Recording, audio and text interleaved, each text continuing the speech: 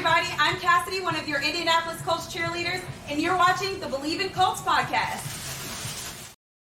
Welcome back to Believe in Colts. I'm Lawrence Owen. With me, as usual, is my guy, Donald Thomas. And today we're going to go over the midseason report as the Indianapolis Colts, after 9 weeks of this NFL season, find themselves sitting at 4-5, one game out of 500.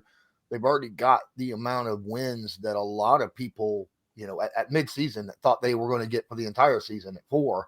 I had them between 6 and 9, which, if they continue this trend of 4 wins for half a season, that'll put them right in the midst of where I expected them.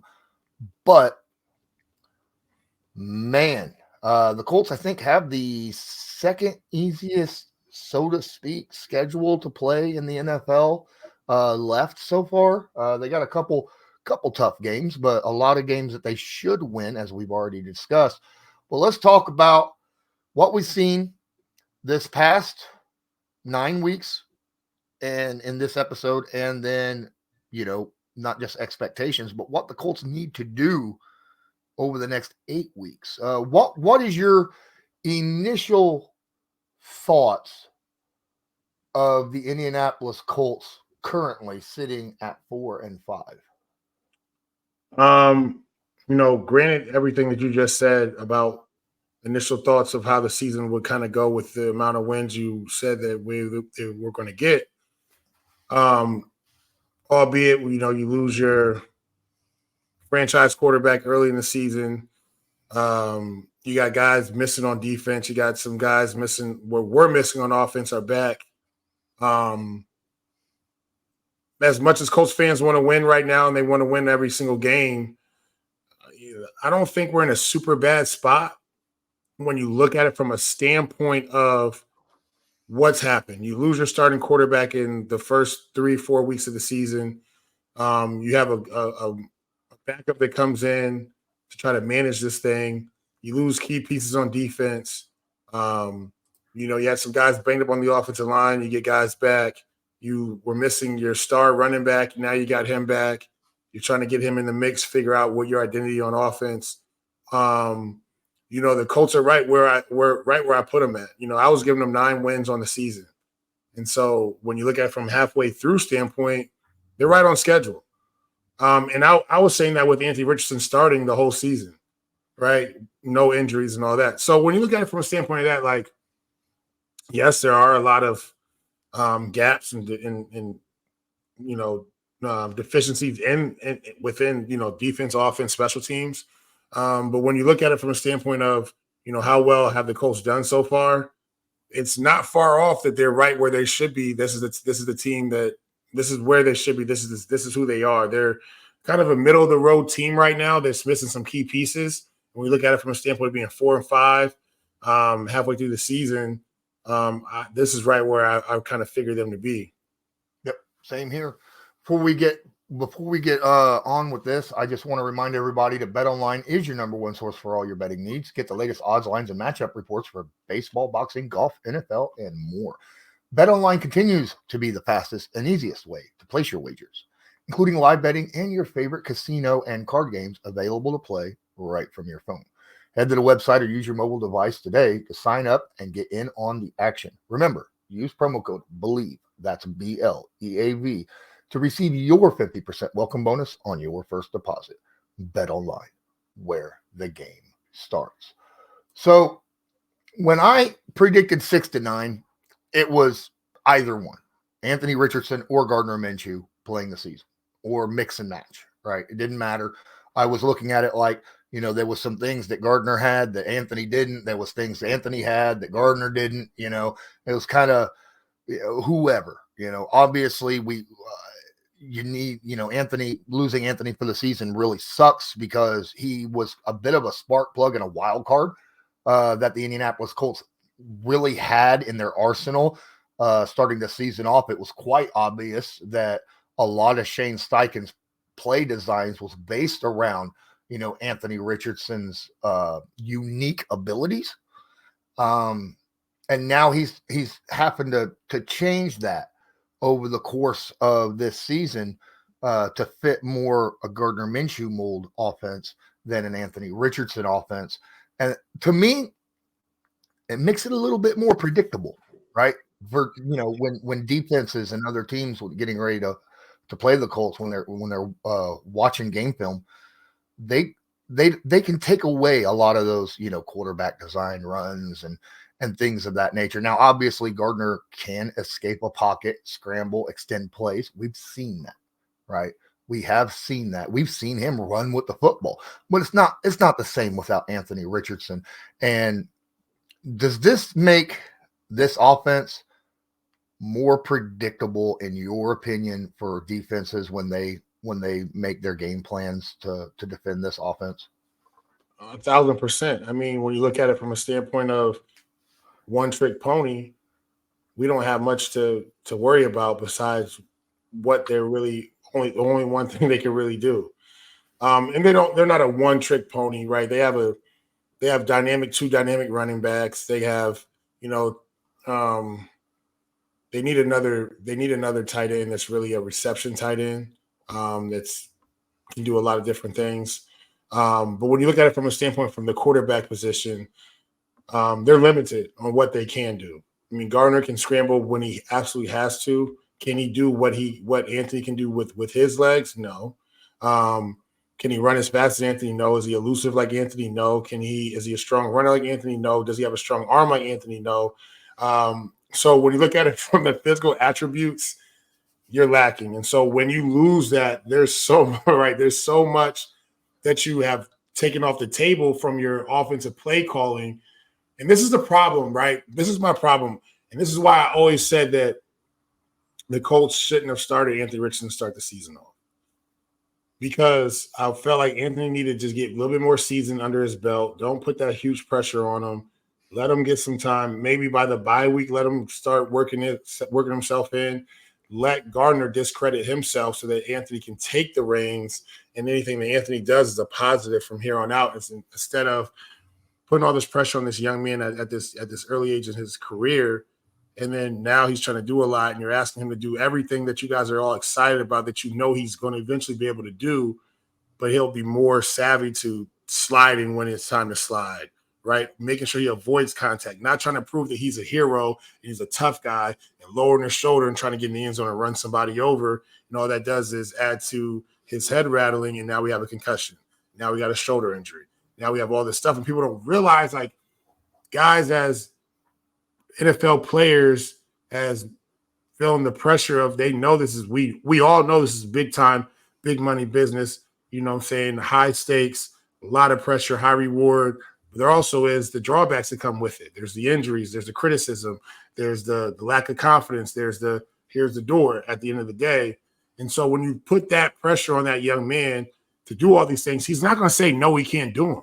He's going to try to do them to the best of his ability and to win over everyone, all 65, 70,000 people in the stands and all the millions of people watching the game. So when you put all that pressure on a young man early in the season, this happens. And so now we had the whole offensive playbook open.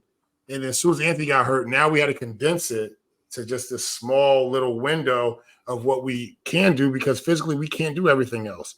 And on top of it, we didn't have our number one running back yet, right? So that was another problem. Zach Moss stepped up. Yes, beautiful, right? You still lacked from the tight end position. I'll keep saying it till we get a big-time tight end or someone that just we find in the draft or another guy off of another team. We need another tight end. We need another threat on offense, and then another receiver. So there's holes to be filled. I just feel like Anthony's injury could have been avoided, in my opinion. And it hurt us in the long run. It's hurting us now. From what I've seen from the tight end group, I think we have the guys. I just think that we're not utilizing them in the passing attack the way a lot of them should be. Now, obviously, Granson, who is a receiving threat, missed the last couple weeks due to, concussion. But I'm noticing when we do run 12, 13 personnel, a lot of them are kept in the block, right? They're not going out for receptions, because the guys who are good at receiving, like Ogletree, like Granson, they're also good at blocking, right? And they leave them in there to help give, that extra protection, that max protection type situation. And sometimes that's good, but sometimes that's bad, right? It's kind of a, pick your poison on that situation. But the Colts offense so far this year, 9th overall in the NFL in yardage. They're 8th in yardage in rushing. They're 11th in yardage in passing. That's respectable. That's respectable. Neither side of the offense is bottom half of the league. They're all, top third of the NFL right now in yardage wise, scoring wise. I like that. Obviously, the turnovers were an issue, and there's no telling where, if that turnover problem that we had earlier is gone or not. Well, we've got 8 more weeks to figure that out. But at the same time, yardage wise, I like yardage and scoring wise. I like where the Colts overall are. Now, the offense isn't going to score 30 points a game every game. It's not going to happen, even against some of the worst teams in the NFL, as we just saw, right? The offense scored 13 points against the Panthers. You got to have, another position group to step up, whether it be the defense or the special teams. I like where the offense is right now at our spot. I don't think it's a bad spot. I think that you need to be less predictable, right? That's the issue. Second half, if you got a lead, Steichen has become incredibly predictable, where it's very conservative. You're either running the football or you're passing screens. If you're behind, even by a field goal, it seems like in the second half, it becomes predictable. He's running pass plays. He gave up on the run because we're behind, and that's a problem. I think that Steichen needs to really mix things up a little bit more on both sides, whether you're winning or losing. And that's where I'm seeing the struggles on offense, is that he becomes predictable in the second half. When you get a head coaching job, sometimes it's best to just be a head coach. Sometimes it's not. It's a lot to ask for someone to manage a football team, offense, defense, and special teams, oversee all that, and to be the main play caller on offense. And who's going to trump you? Nobody. When you have a guy that's up top, vantage point, right? He's able to call plays. He's looking down. He's calling plays. Sometimes I feel like that sometimes is the best way to do it. Or if your offense coordinator is on the sideline, he's able to do that because he doesn't have to worry about what the defense is doing. He's not talking to the defensive coaches as well. He's not screaming down to the special teams coach and trying to figure out why we don't have the right personnel in the field or who missed. This is a lot that goes into it. And then when you pull a flag or go talk to a ref, or you're doing all of that, right? Yeah. And on top of that, hey, look, we're in the huddle, we're waiting for the play call. You see what I'm saying? So it's a lot when you see from an offense, from a head coach to be a coordinator as well. And I think that's where we're lacking at. Now, is he doing a good job of getting of us jumping up and scoring early in games and win, and we got 4 wins, but being in the top, 10 in scoring and all that kind of stuff? Yes, great, perfect. Could it be better? And like I say all this to say, it just could be better. I'm not saying that that's terrible. That's actually pretty good for where we're at, a 4 or 5 football team, and we're scoring all these points, and we're saying like we're up there in the top, number 9 for in these stats, these categories is great.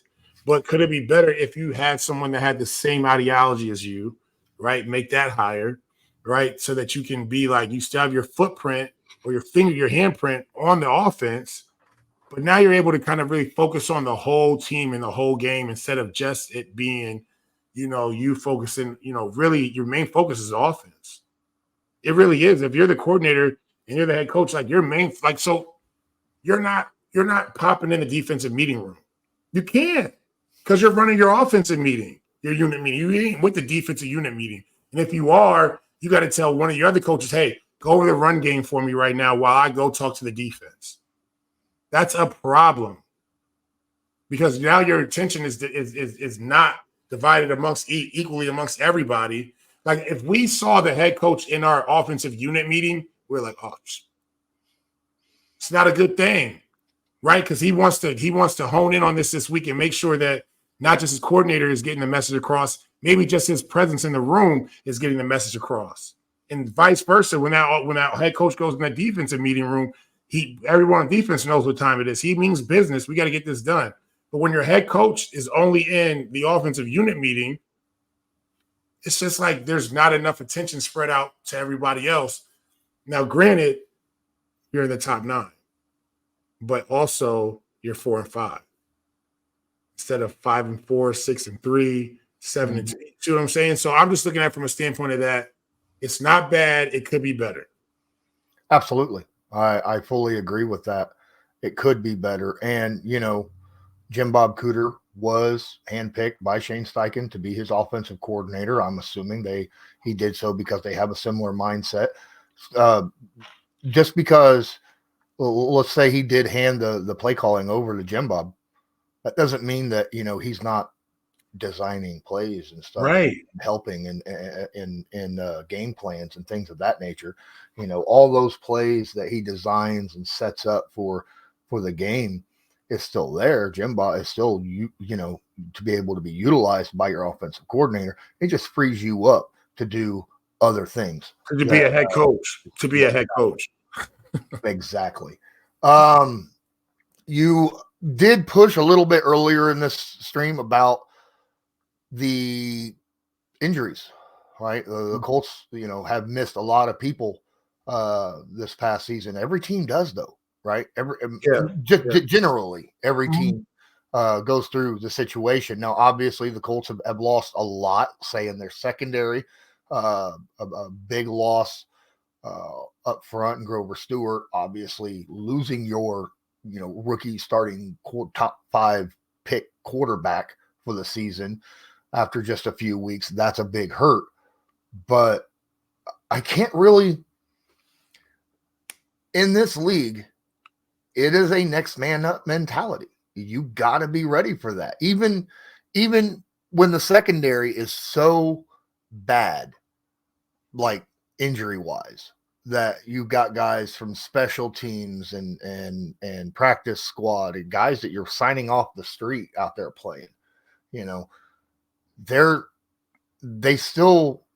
have coaches, right? And the coach just has to be able to find out what their strengths are and put them in the best position to succeed, right? I mean, that's why they're on the team.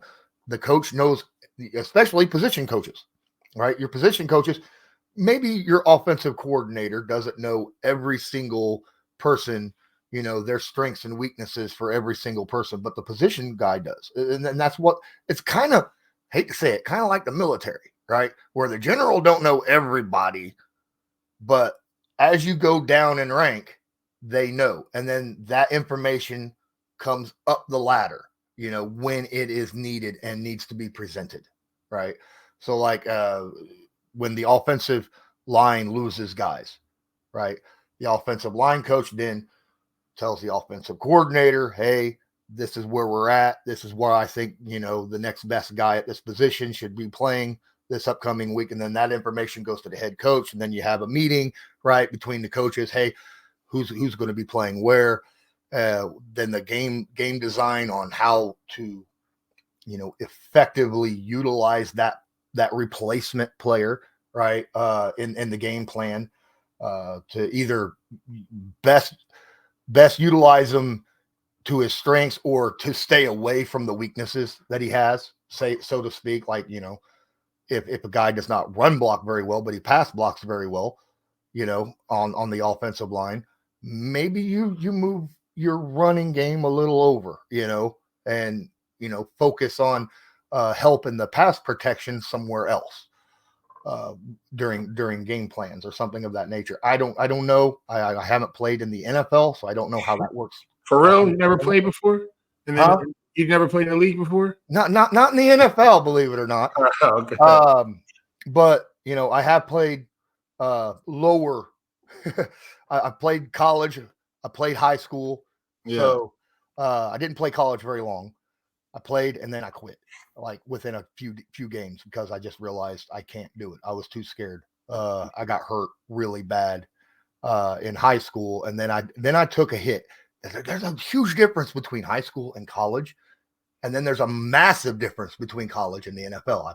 I've heard it from a lot of people, when it comes to the athletes and the size of people, So it is what it is. But the thing is, when it comes to the injuries on this team, I can't really put it on the injuries. This is a situation where the coaches just have to coach. And that's what that whole spiel was about, where, yes, you talked about on the last episode about, losing Grover Stewart, the backup guy. Sometimes there's a massive drop in talent, right, and ability, but you still got to find ways coaching, whether it be with Grover Stewart, maybe, sending extra guy or running specific double teams or stunts or things of that nature to help in that situation. Same with the secondary, if your backups aren't very good at playing zone, maybe you play a little bit more man, or something of that nature, or a cover 2 man, right? You could do that. That's awesome. So sometimes I feel like that's one of the better ways of going about it with the Colts right now, being that they're so young at the cornerback position, utilize the safeties a little bit more in the zone issue and let your corners run more man. But yeah, I do not like utilizing injury as an excuse ever, when it comes to wins and losses and things of that nature. So injuries are a part of the game in any sport, Mm-hmm. but more so they are more prominent in football than any sport. It's a very physical sport. We all know that the risk of someone getting hurt every play is extremely high. And the fact that, you go in as a player praying and hoping that you do make it out the game unscathed, or you can't think about it, but it may happen to you, and there's a good chance that it could happen. Coaches go into that thing knowing that from the beginning of the season to the end of the season, my room will not be the same. I will have guys that were my starters that will probably not make it through the season, and there will be guys that started in this room that will be elevated, and there will be new guys in the room that I have no clue who they are. And so when it comes to that, a good coach, right? You can, and so I'm gonna give you pushback on this. Okay. I don't think that it definitely the coaches in the coaching at 1,000% matters every single day that they go in there. I'll never take that away from them. It's also a job that, from the standpoint of finding the right guys to be able to get the job done. And you have to go into this thing understanding that you are going to have that. There's a high probability that the guys that you start with are not the guys you finish with. And how you coach them up is one thing. But the caliber of player that we're getting is another. And so when you look at it from a standpoint of, NFL motto or mantra is next man up. It's the next man up. He's got to be able to play. Now, the coaching comes into getting that guy ready to play. 100%. That comes into getting that guy ready to play. But if that guy just can't get it done because he's just not good enough, I don't care who the coach is. That guy's just not good enough. So we can say it comes down to coaching. We can say it comes down to the player. The player's going to play. If you call my phone right now and tell me you're going to give me a few $100,000 to go out there and run around on an NFL field, anybody's going to go do that. Now, how well can he do that is up to the capabilities in of that guy. Now, yeah. Can I find it in a player as a coach to elevate a guy's game? That's coaching. When I know that a guy can do it, when I've seen him do it in practice, he's not the starter, but I know I can get this guy to play well if he's given the chance. It's all about coaching him up with his technique and his ability. It's about boosting his confidence, right? It's about getting him to understand and believe in himself as well, that you are the guy, the next man up, and you can play this game, you can play it well. Those things, when it comes down to coaching, is very, very important. But from the other aspect is, can this guy just get it done or not, is another thing. Now, when you look at it from a standpoint of getting the right guys in, that comes down to the front office. That comes down to Ballard. And we came back around to this thing. It comes down to Ballard. It comes down to the VP. It comes down to player personnel. It comes down to this. It goes even further. It goes down to the scouting department, right? It goes down to those guys. How good are your scouts, your soldiers that you're sending out into battle, so to speak, of doing their recruiting during the season at the college level, of doing their recruiting or doing their scouting of other guys that are, not starting in the league, and making sure you watch enough film, or you go to the games and you watch these young guys that are not playing, or they are playing, that are coming up in free agency, and reporting back, like you said, reporting back to the general, reporting back to the VP, reporting back to the owner, reporting back to the president of the organization and the head coach. So it's a whole ecosystem. How good is your head coach? How good is your VP, your GM? But more importantly, how good is your position coaches? And then we go down to how good is your scouting department, right? And then ultimately, they bring the guys in, right? So it's not more so like always just on the player. It goes hand in hand.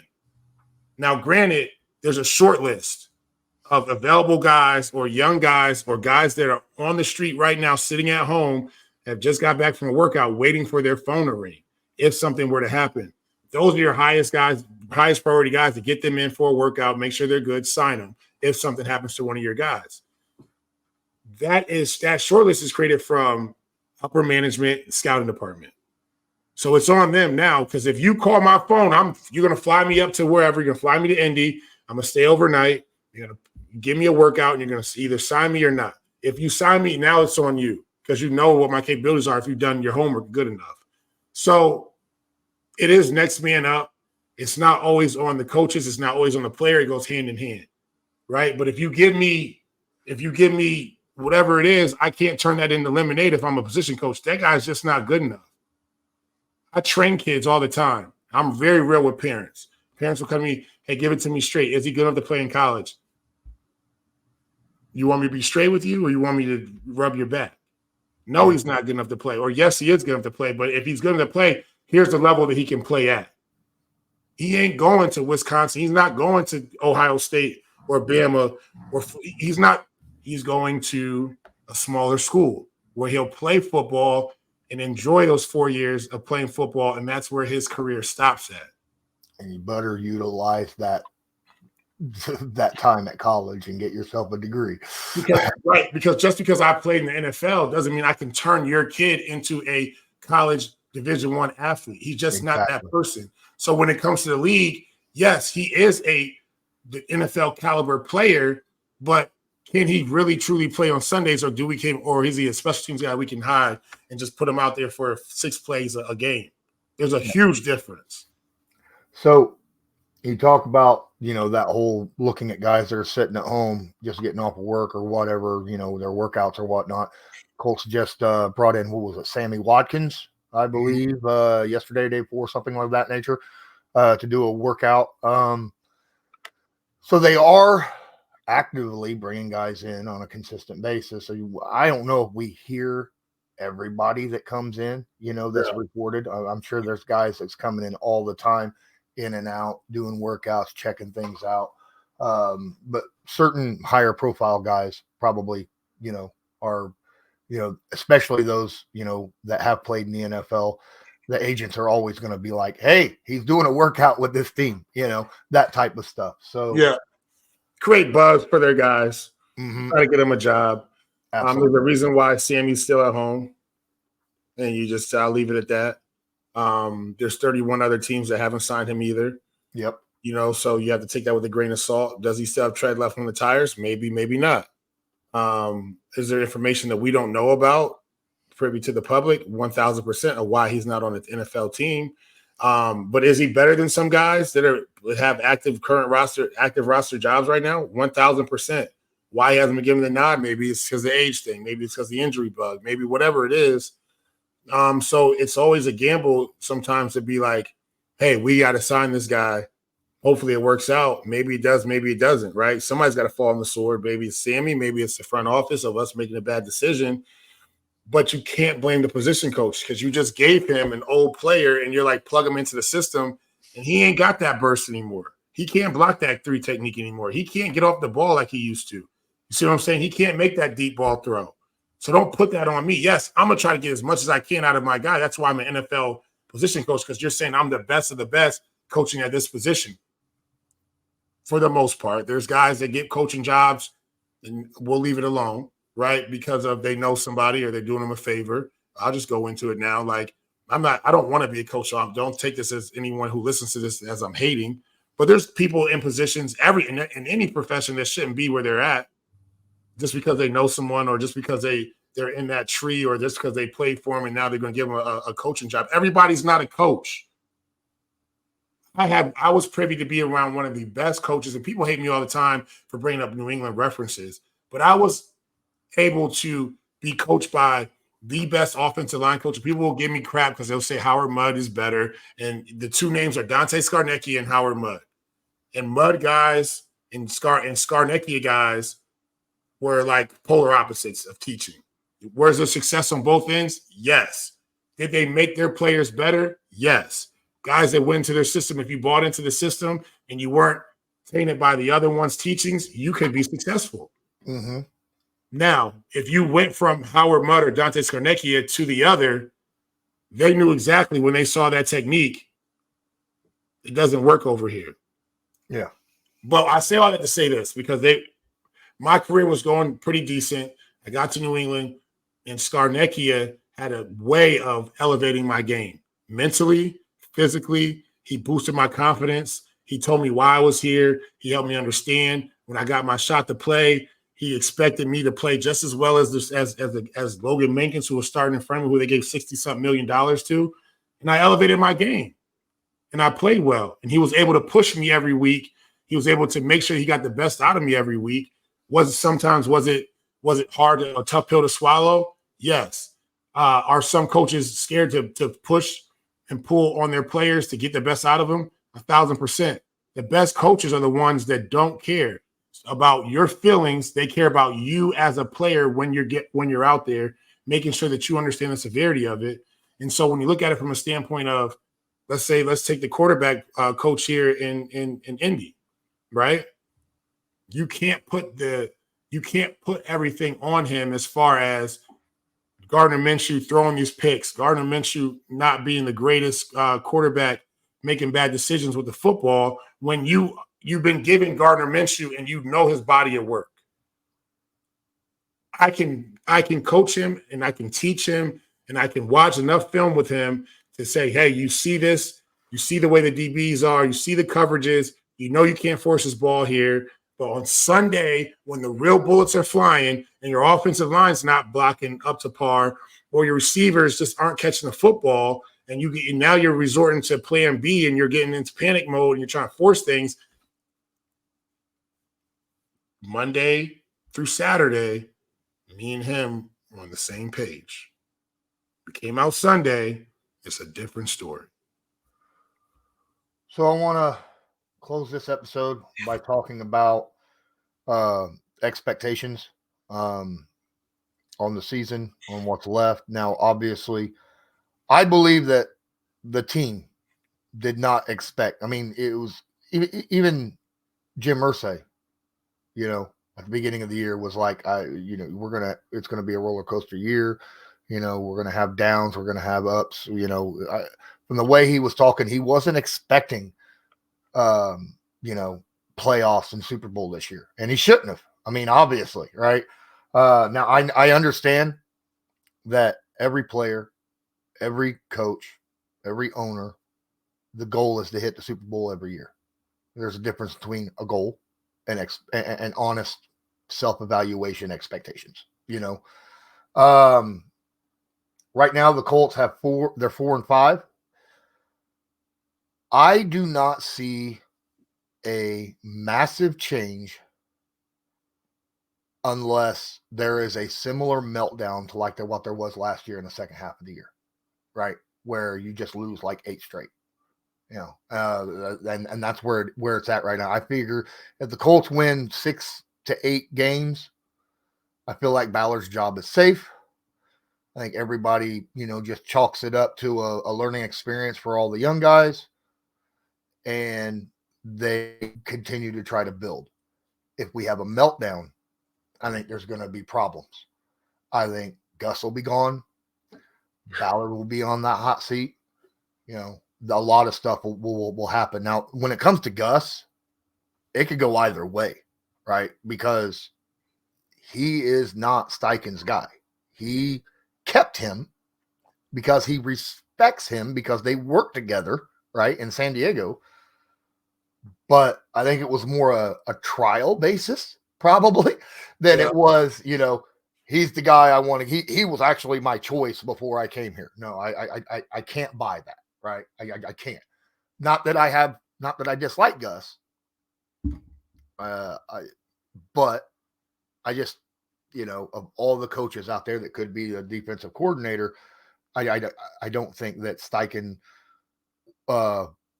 chose him. I think it was more of a Ballard sat down and talked with him and said, hey, look, this is what he brings to the team, might bring a little extra stability for this year, having, the defensive side be the same, see what happens. We've seen it before when Ballard was hired and he kept the head coach at the time and Chuck Pagano, right, for 1 year, and then moved on from him after that year because that year was really, really bad. I don't know if Gus will survive this year or not. I mean, there's always that. You're spot on with that. As a head coach, unless it really just implodes, you're going to get a couple, 2-3 years, hopefully, right? Oh, yeah.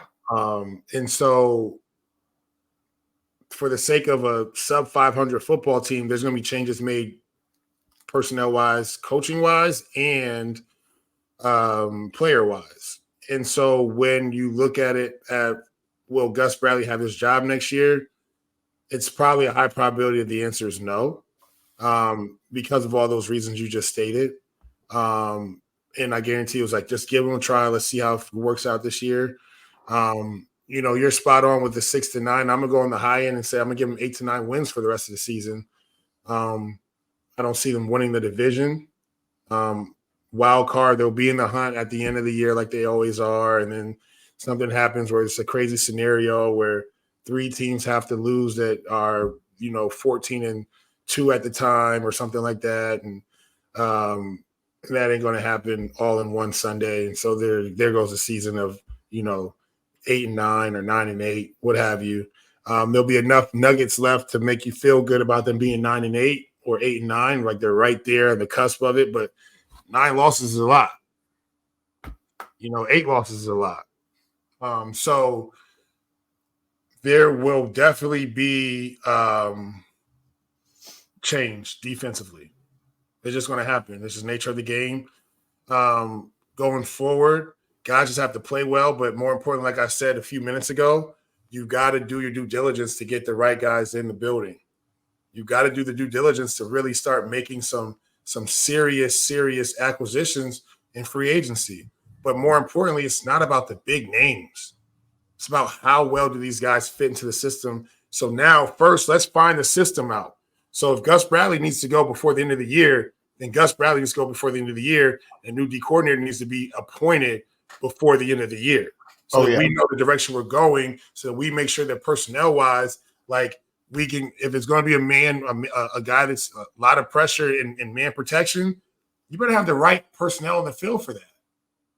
So let's make sure we get the right guys in free agency, let the right guys go, make sure we draft right, correctly, blah, blah, blah, blah. It's a train effect, right? It's not just going to be fire Gus Bradley, keep these guys and get one big name safety or another big name defensive end. Like that's not about to fix the whole thing. You see what I'm saying? So it needs to start now. I hate to say call for someone's job, but if it just doesn't work, it just doesn't work. And we have to amicably, part ways.